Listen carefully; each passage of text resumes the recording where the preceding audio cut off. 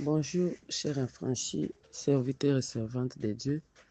Bonjour, peuple de Dieu. Je bénis le nom de l'Éternel ce matin pour ce moment d'édification qu'il nous accorde.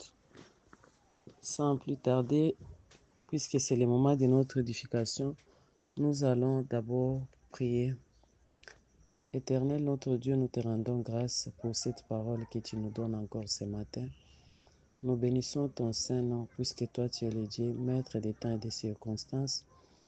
Nous te disons merci Seigneur puisque tu vas encore nous parler ce matin. Nous te disons merci Seigneur puisque tu connais les besoins et les vouloirs de nos cœurs. C'est toi qui réponds à nos prières, à nos supplications. Saint-Esprit, je t'invite en ce moment. Accepte de conduire tout, accepte d'être au contrôle de tout, que je disparaisse et que tu apparaisses, que tu parles à ton peuple. Au nom de notre Seigneur Jésus-Christ. Amen. Amen, chers affranchis, serviteurs et servantes de Dieu.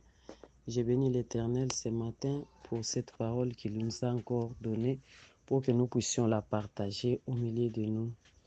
Nous venons d'une prière, une prière de 2 jours où Dieu a restauré nos vies, il a guéri nos maladies, il a guéri nos maux et nous sommes délivrés. Il a envoyé sa parole et sa parole nous a délivrés. Aujourd'hui, nous allons parler du thème « Délivré pour servir » ou « Guéri pour servir ». Bien-aimés frères et sœurs affranchis, nous allons parler de ce thème pour comprendre pourquoi est-ce que Dieu nous délivre, pourquoi est-ce que Dieu nous guérit, pourquoi est-ce que Dieu intervient dans nos situations.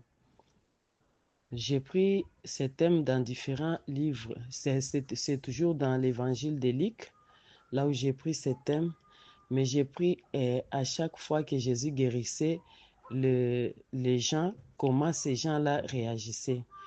J'ai lu la parole de Dieu dans le livre de Luc, chapitre 8, verset 2. Les 12 étaient avec lui, et quelques femmes qui avaient été guéries depuis d'esprits malins et des maladies. Marie, dite de Magdala, de laquelle étaient sortis 7 démons. Verset 3, Luc 8, verset 3. Jeanne, femme de Chouza, intendant d'Hérode, Suzanne et plusieurs autres qui l'assistaient de leurs biens. Luc chapitre 17, verset 14. Dès qu'ils eurent vu et qu'il leur dit, dès qu'ils eurent vu, il leur dit, allez vous montrer au sacrificateur. Et pendant qu'ils y allaient, il arriva qu'ils firent guérir. Luc 17, verset 15. L'un d'eux, se voyant guéri, revint sur ses pas, glorifiant Dieu à haute voix.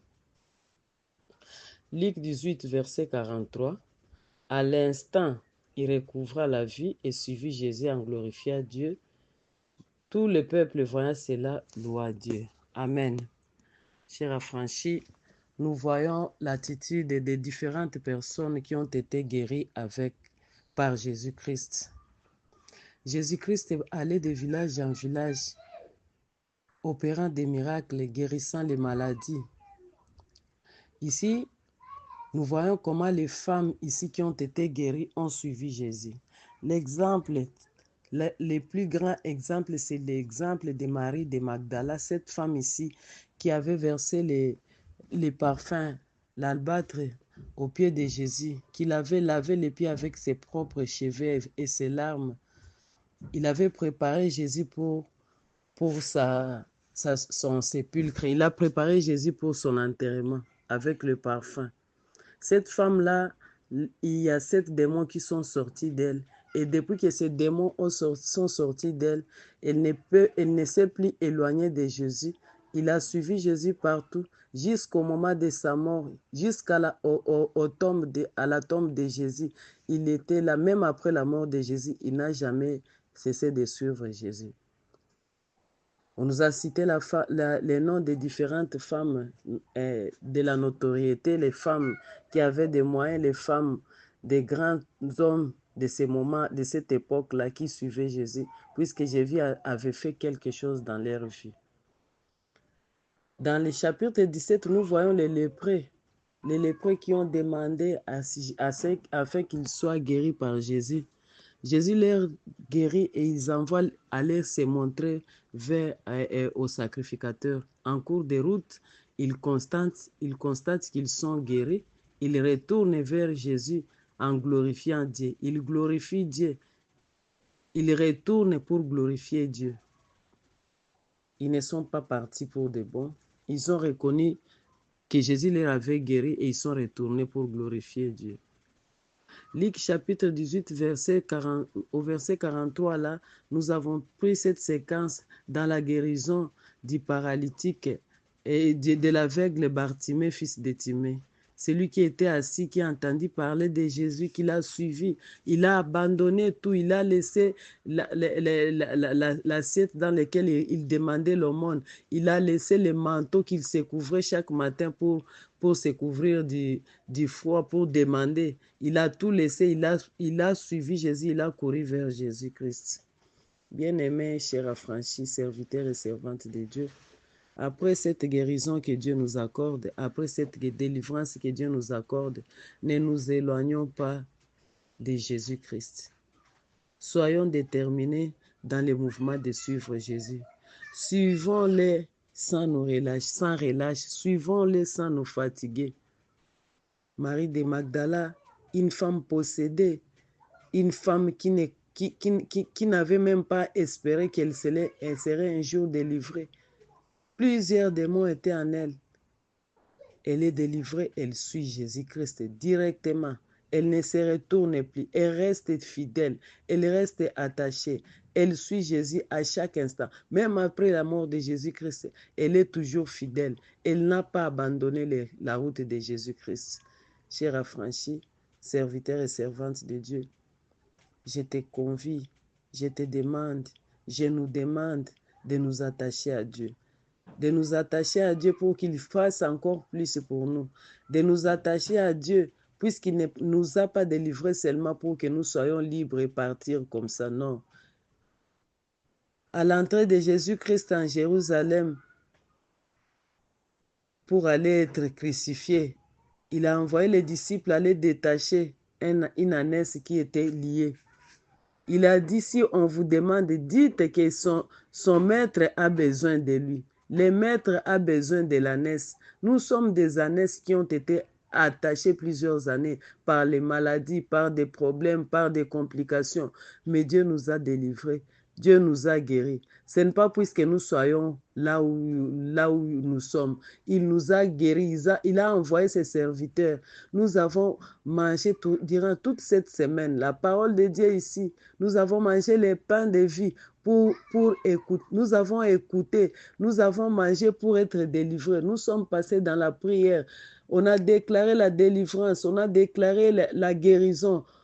Et voilà, nous sommes guéris. C'est pour que le maître monte sur nous. Il doit monter sur nous. Il doit commencer à marcher au-dessus de nous. Nous devons nous courber et lui va monter au-dessus de nous pour que nous puissions les servir. Il ne nous a pas délivrés pour rien. Il ne nous a pas guéris pour rien. Il nous a guéris pour les servir. C'est pour cela que je t'invite, toi, affranchi. Tu as vu la main de Dieu dans cette prière. Tu as vu la main de Dieu dans cette prière qui vient de se terminer. Cherche un travail que tu vas faire pour Dieu, dans ta communauté, dans ton église, ici chez les affranchis. Il y a plusieurs choses que nous pouvons faire ici. Intéresse-toi aussi. Travaille pour l'œuvre de Dieu. Travaille dans ton église, là où tu pries. Cherche quel département dans lequel tu peux œuvrer pour l'avancement de l'œuvre de Dieu. Dieu ne nous délivre pas pour rien. Dieu ne nous délivre pas pour que nous soyons des spectateurs. Dieu nous délivre, Dieu nous guérit pour que nous puissions les servir. Il nous guérit, il nous délivre pour que nous puissions les servir. Servons Dieu, suivons Dieu, acceptons de les servir, acceptons de les suivre, soyons fidèles. Marie de Magdala, il y a eu un moment qu'il n'avait pas vu Jésus. Elle ne voyait plus Jésus. Jésus était dans les tombeaux. Il était mort pendant ces 3 jours. Mais Marie de Magdala n'a pas abandonné. Je t'invite, comme Maman Gina a dit le matin de samedi, je t'invite à persister, à rester fidèle. Il peut t'y arriver que tu n'as pas encore vu la réponse à ta prière. Il peut t'y arriver que tu es découragé. Il peut t'y arriver que tu ne vois plus clair. Mais ne te décourage pas. Tiens toujours. Sache que la résurrection vient. La résurrection vient. La résurrection vient. Et lorsque la résurrection arrive, tout ce qui était mort va ressusciter. Tout ce qui était mort, tout ce qui était enterré va ressusciter. Et tu vas voir la gloire de Dieu dans ta vie. Que le Seigneur te bénisse. Que le Seigneur te donne encore cette envie de le servir. Qu'il te ressuscite, qu'il te donne l'envie de le servir, qu'il te donne l'envie de travailler pour son œuvre, qu'il te donne l'envie de le suivre à chaque instant de ta vie et qu'il te bénisse pour cette journée. Bon dimanche, bon dimanche. Que le Seigneur vous bénisse.